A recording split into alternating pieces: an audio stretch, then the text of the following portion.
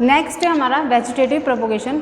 It is a type of asexual reproduction in which new plant develop from plant part like root, stem and leaf. Root, stem और leaf से नए plant का जो development है वो कहलाता है हमारा वेजिटेटिव प्रोपोगेशन. वेजिटेटिव प्रोपोगेशन हमारे स्टेम से मिलता है पोटैटो में, ठीक है, और हमारे जिंजर में मिलता है.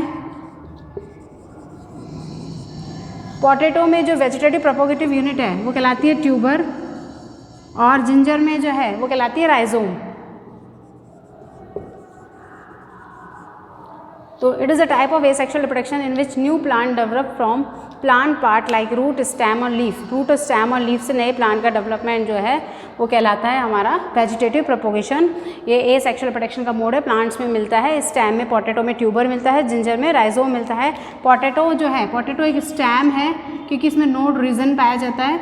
अगर पोटैटो जिसमें कि नोड रीजन है उसके उतने ही कट लगा दिए जाएँ तो हर एक कट से को अगर सॉइल में लगा दें तो उतने ही प्लांट्स अराइज हो जाएंगे. मतलब पोटैटो को हमने अगर 6 पीसेस किए और 6 पीसेस जिनमें नोड रीजन थे उनको हमने सॉइल में लगा दिया तो नए प्लांट्स डेवलप हो जाएंगे, ठीक है. फिर है हमारे, ये हमारे जिंजर है. जिंजर में नोड रीजन है और इसमें ये बर्ड्स निकल रही हैं. इस जिंजर को अगर हमने जिस सॉइल में लगा दिया तो इससे नया जिंजर का प्लांट डेवलप हो जाएगा, ठीक है. तो वेजिटेटिव रिप्रोडक्शन हो गया हमारे पोटैटो और जिंजर में.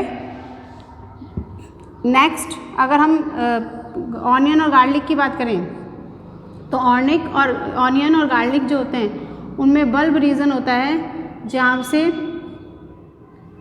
थिन थ्रेड लाइक स्ट्रक्चर निकलती हैं. थिन थ्रेड लाइक स्ट्रक्चर जिसे कहते हैं बल्ब रीजन, उसको अगर हम सॉइल में लगा दें तो न्यू ऑनियन और गार्लिक के प्लांट डेवलप हो जाएंगे. ये वेजिटेटिव प्रोपोगेशन है हमारे. इसी तरीके से वेजिटेटिव प्रोपोगेशन बाय लीफ हमारे मिलता है ब्रायोफिलम की लीफ में.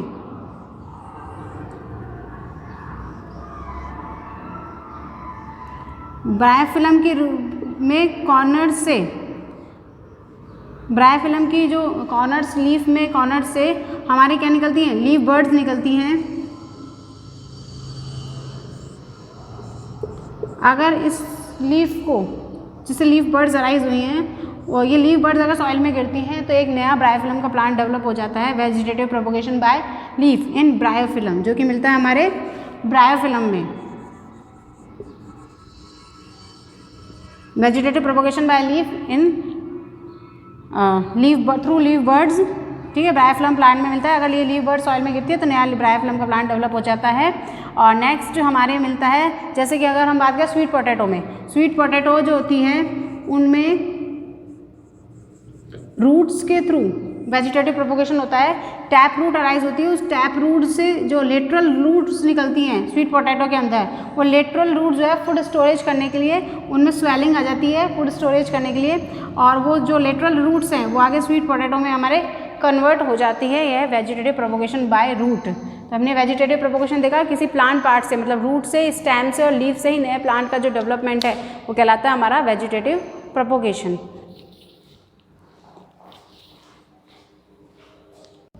Hello students, in the chapter of how do organisms reproduce, we will start with the sexual reproduction.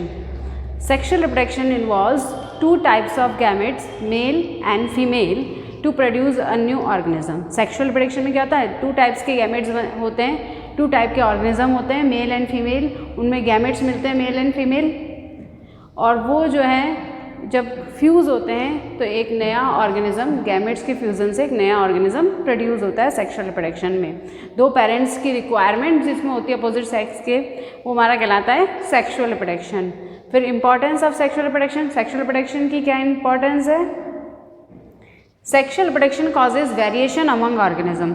Sexual reproduction से क्या आते हैं, वेरिएशंस आते हैं, न्यू कैरेक्टर्स, ऐसे कैरेक्टर्स जो कि मेल और फीमेल पेरेंट में दिखाई नहीं दे रहे थे लेकिन ऑफस्प्रिंग में नए जनरेट होते हैं, नए कैरेक्टर्स दिखाई देते हैं, और उसे कहते हैं हम वेरिएशन. वेरिएशन जो होता है वो एनवायरनमेंट के लिए हमेशा क्या होता है, गुड होता है. वेरिएशन जो होते हैं, चेंजेस जो होते हैं, नए कैरेक्टर्स जो होते हैं वो क्या होते हैं, उनके वो चांसेस ज़्यादा सर्वाइवल के ज़्यादा चांसेस रखते हैं और एनवायरनमेंट के लिए क्या होते हैं, गुड होते हैं। अगर वेरिएशंस नहीं होंगे, अगर एक ही ऑफस्प्रिंग से, जो एक ही हमारी ऑफस्प्रिंग है वो एक ही पेरेंट से अगर प्रोड्यूस हो रही है, जैसा कि एसेक्सुअल रिप्रोडक्शन में होता है, तो वेरिएशन नहीं होंगे। वेरिएशन मतलब वही कैरेक्टर जो पेरेंट में आ रहे थे वही कैरेक्टर बार बार रिपीट होंगे, और कुछ ऐसे कैरेक्टर, हार्मफुल कैरेक्टर जो कि उनमें रेसेसिव कंडीशन में थे, अगर हम एक ही जनरेशन के बीच क्रॉस कराएं, मतलब एक ही पेरेंट के बीच क्रॉस होगा, तो जो हार्मफुल कैरेक्टर उनमें रेसेसिव में थे उनके अपीयर होने के चांसेस क्या हो जाते हैं, ज़्यादा हो जाते हैं। इसलिए जो सेक्सुअल प्रोटेक्शन होता है हमेशा बेटर होता है ए सेक्सुअल प्रोटेक्शन से। क्यों? इससे क्योंकि इसमें वेरिएशन होते हैं और रिकॉम्बिनेंट्स नए बनते हैं, नए नए कॉम्बिनेशन बनते हैं जिनकी एनवायरनमेंट में चांसेस होते हैं बेटर सर्वाइवल के। ठीक है। गैमेट्स हमेशा कैसे होते हैं, हैप्लॉइड होते हैं, उनमें हाफ सेट्स ऑफ क्या होते हैं, क्रोमोसोम्स होते हैं। ठीक है। मेल गैमेट में एक set chromosome, half sets of chromosome, मतलब हर ऑर्गेनिज्म कैसा होता है, डिप्लॉयड होता है। अगर हम मेल उसमें बात करें, अगर ह्यूमन बीइंग की बात करें तो मेल गैमेट में जो गैमेट्स होते हैं उनमें जो गैमेट्स फॉर्म होते हैं वो हमेशा मियोसिस के थ्रू होते हैं। तो मियोसिस जो होता है, मियोसिस सेल डिवीज़न के थ्रू क्या होता है कि जो क्रोमोसोम नंबर होता है, जितना क्रोमोसोम नंबर पेरेंट में मिलता है उसका हाफ रह जाता है गैमेट में, क्योंकि मियोसिस होता है। ठीक है। एन नंबर ऑफ क्रोमोसोम एक गैमेट से मिलता है, दूसरे गैमेट से मिलता है एन नंबर ऑफ क्रोमोसोम, और ये डिप्लॉयड ऑर्गेनिज्म 2n बनाते हैं, जिसे हम कहते हैं जाइगोट। और ये जाइगोट जो है सेल डिवीज़न करके डेवलप होकर के क्या बना लेता है, एम्ब्रियो, और एम्ब्रियो एक नए ऑर्गेनिज्म में डेवलप हो जाता है। ये हमारा सेक्सुअल रिप्रोडक्शन है। ठीक है। नाउ वी विल सी, अब देखेंगे हम प्लांट्स में कैसे सेक्सुअल रिप्रोडक्शन होता है इसके आगे वाले पार्ट में, और हम देखेंगे कि है ना ह्यूमन बीइंग में कौन कौन से रिप्रोडक्टिव ऑर्गन्स मिलते हैं इस पार्ट में, और रिप्रोडक्टिव हेल्थ के बारे में देखेंगे इस चैप्टर में हम। ठीक है। ये था हमारा sexual reproduction. Next we will talk about sexual reproduction in flowering plant. Flower is of two types, दो टाइप के फ्लावर होते हैं, एक तो होते हैं यूनिसेक्सुअल और एक होते हैं बाइसेक्सुअल। ऐसे फ्लावर जिसमें या तो मेल रिप्रोडक्टिव पार्ट मिले या फिर फीमेल रिप्रोडक्टिव पार्ट मिले, मीन्स या तो स्टेमन मिले या फिर पिस्टल मिले, या मेल रिप्रोडक्टिव पार्ट हो या फीमेल रिप्रोडक्टिव पार्ट हो, उसे हम कहते हैं यूनिसेक्सुअल फ्लावर, जैसा कि पपाया में और वाटरमेलन में देखने को मिलता है। और बाइसेक्सुअल फ्लावर्स जो होते हैं उनमें मेल और फीमेल दोनों ही रिप्रोडक्टिव ऑर्गन्स जो हैं एक ही फ्लावर के अंदर मिलते हैं, जैसा मोस्ट ऑफ द एंजियोस्पर्म्स में मिलता है, एग्जाम्पल मस्टर्ड। अब हम आगे देखेंगे फ्लावर की स्ट्रक्चर। फ्लावर की स्ट्रक्चर को देख लिया जाए।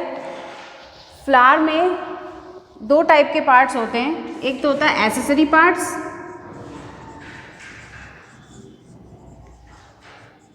और एक होते हैं रिप्रोडक्टिव पार्ट्स।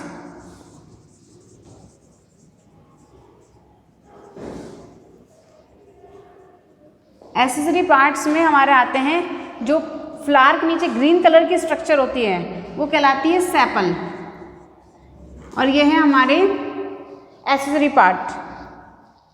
सेपल को साइंस की लैंग्वेज में कैलिक्स कहा जाता है, एंड जो कलरफुल पार्ट होता है फ्लावर का वो कहलाता है पैटर्न, और इसे कहा जाता है कोरोला साइंस की लैंग्वेज में। ठीक है। और ये एसेसरी पार्ट्स हैं सेपल एंड पेटल।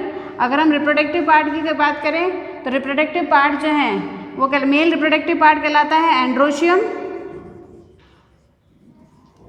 और फीमेल रिप्रोडक्टिव पार्ट जो है वो कहलाता है गाइनेशियम।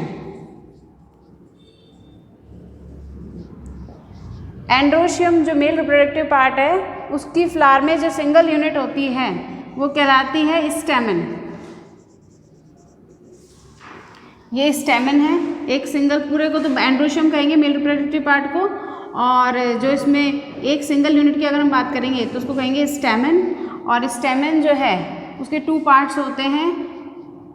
ऊपर की जो बायलोब्ड स्ट्रक्चर दिख रही है, ये जो बायलोब्ड स्ट्रक्चर दिख रही है वो कहलाती है एंथर, और नीचे जो दिख रहा है वो है हमारा फिलामेंट एंड्रोशियम में। और जो फीमेल रिप्रोडक्टिव स्ट्रक्चर है फ्लावर में वो कहलाती है गाइनेशियम, और इसमें दिख रहा है हमें ये जो बीच में दिख रहा है ये गायनेशियम है, इसकी सिंगल यूनिट को कहा जाता है, गायनेशियम की सिंगल यूनिट को पिस्टिल और कार्पल, पिस्टिल और कार्पल।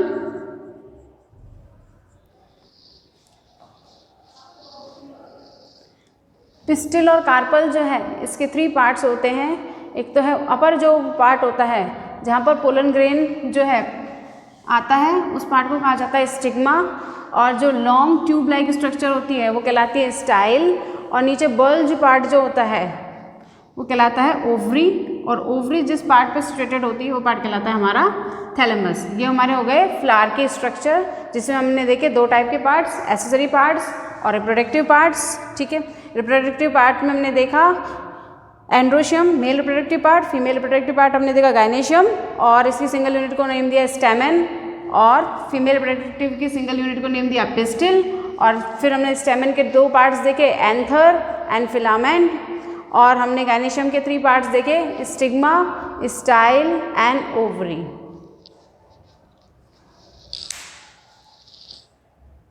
नेक्स्ट टर्म है हमारी pollination, transfer of pollen grain from the anther to the stigma of the flower, this process is called pollination. Pollen grain का एंथर से stigma पर आना कहलाता है हमारा पॉलिनेशन। पॉलिनेशन जो है वो 2 टाइप्स का होता है, self pollination and cross pollination. अगर एक ही फ्लावर में एंथर से पोलन ग्रेन स्टिग्मा उसी फ्लावर के स्टिग्मा पर आए, अगर पोलन ग्रेन एक ही फ्लावर के एंथर से स्टिग्मा पर आए तो वो कहलाएगा सेल्फ पॉलिनेशन। अगर दूसरे फ्लावर पोलन ग्रेन दूसरे फ्लावर के स्टिग्मा पर जाएं तो वो प्रोसेस कहलाती है हमारी क्रॉस पॉलिनेशन। तो पॉलिनेशन प्रोसेस जो है वो आगे एम्ब्रियो के डेवलपमेंट के लिए, जाइगोट के बनने के लिए एसेंशियल है। तो पॉलिनेशन हमने देखा कि पोलन ग्रेन का एंथर से स्टिग्मा पर जाना क्या कहलाता है, पॉलिनेशन। नेक्स्ट, जैसे ही पोलन ग्रेन पॉलिनेशन प्रोसेस के थ्रू स्टिग्मा पर आ गया है तब पॉलिनेशन, अब इसको हमारी स्टिग्मा रिकॉग्नाइज करती है कि इसी स्पीशीज़ का है या नहीं, जिसे हम कहते हैं पोलन पिस्टल इंट्रैक्शन। अगर ये इसी स्पीशीज़ का होता है तो पोलन ग्रेन स्टिग्मा पर आके जर्मिनेट होता है और ये पोलन ट्यूब बना लेता है। ये पोलन ट्यूब जो है हमारी, ये स्टिग्मा स्टाइल के टिश्यूज से होते हुए कहाँ तक जाती है, ओवरी तक, ओवरी के अंदर तक जाती है। ओवरी के अंदर हमारे क्या है, ओव्यूल है। ओव्यूल जो है, ओव्यूल के अंदर हमारे, ओव्यूल जो है हमारी वो है 7 cell and 8 nuclei structure ovule. ठीक है, पोलन ग्रेन जो है जर्मिनेट होने के बाद पोलन ग्रेन से 2 मेल गैमेट रिलीज होते हैं। वो दोनों मेल गैमेट जो हैं इस पोलन ट्यूब से, जो कि स्टिग्मा स्टाइल के टिश्यूज से होकर गुजर रही है, जा रही है, उससे होते हुए हमारे कहाँ तक आते हैं, हमारे फीमेल गैमेटोफाइट जिसे हम कह रहे हैं ओव्यूल तक आते हैं। और ओव्यूल तक आने के बाद ये जो हमारे ओव्यूल के अंदर क्या होती है, एग सेल होती है, उस एग सेल को फर्टिलाइज करते हैं और एग सेल और मेल गैमेट इन दोनों के फ्यूज़न से क्या बनता है, जाइगोट बनता है। मेल गैमेट और फीमेल गैमेट और एग सेल का फ्यूज़न जो है वो कहलाता है फर्टिलाइजेशन प्रोसेस, और इसके फर्टिलाइजेशन से क्या बनता है, जाइगोट, और जाइगोट जो है हमारा एम्ब्रियो में डेवलप होता है। ये ओव्यूल स्ट्रक्चर है ओवरी के अंदर, इसके अंदर एग सेल है, इसलिए मेल गैमेट पॉलिनेशन प्रोसेस क्यों असेंशियल है, इसलिए असेंशियल है क्योंकि मेल गैमेट को कहाँ तक जाना है, फीमेल गैमेट तक जाना है। तो जब पॉलिनेशन प्रोसेस होगी, पॉलिनेशन के बाद पॉलन जर्मिनेशन होगा, जैसे पॉलन जर्मिनेशन हुआ यहाँ पे, और इससे क्या बन गई, पोलन ट्यूब बन गई। और ये पोलन ट्यूब जो है वो कहाँ तक जाती है हमारी, ये पोलन ट्यूब जाती है हमारे फीमेल गैमेटोफाइट ओव्यूल तक जाती है। और ओव्यूल तक जाने के बाद इस ओव्यूल के अंदर एग सेल है, इस एग सेल को ये मेल गैमेट जो है जो पोलन ग्रेन से आया है वो किसको फर्टिलाइज करता है, हमारे एग सेल को फर्टिलाइज करता है और जाइगोट बनाता है। और एक मेल गैमेट, 2 मेल गैमेट, एक पोलन ग्रेन से 2 मेल गैमेट रिलीज होते हैं, तो दूसरा मेल गैमेट जो होता है वो हमारी सेंट्रल सेल को फर्टिलाइज करता है, और सेंट्रल सेल के फर्टिलाइजेशन से जो बनता है वो कहलाता है एंडोस्पर्म। एंडोस्पर्म क्या चीज़ है, endosperm is a reserve food material for developing embryo. Reserve food material है, जो एम्ब्रियो जो डेवलप हो रहा है उसके लिए क्या है, रिजर्व फूड मटेरियल है। तो फर्टिलाइजेशन हो गया, जाइगोट बन गया, और जाइगोट से क्या बनता है, एम्ब्रियो बनता है। और फर्टिलाइजेशन जैसे ही हो जाता है हमारा ओव्यूल जो है वो किस में कन्वर्ट हो जाता है, सीड में कन्वर्ट हो जाता है। एंड ओवरी जो है हमारी वो फ्रूट में कन्वर्ट हो जाती है।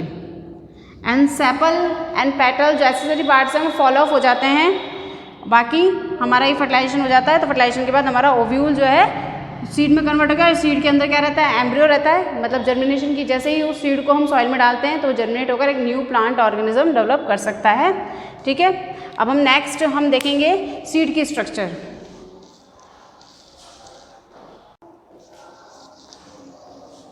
दो टाइप के सीड्स होते हैं, हम सीड की स्ट्रक्चर देखेंगे। सीड्स दो टाइप के होते हैं, एक तो मोनोकॉट और एक होता है डाइकॉट।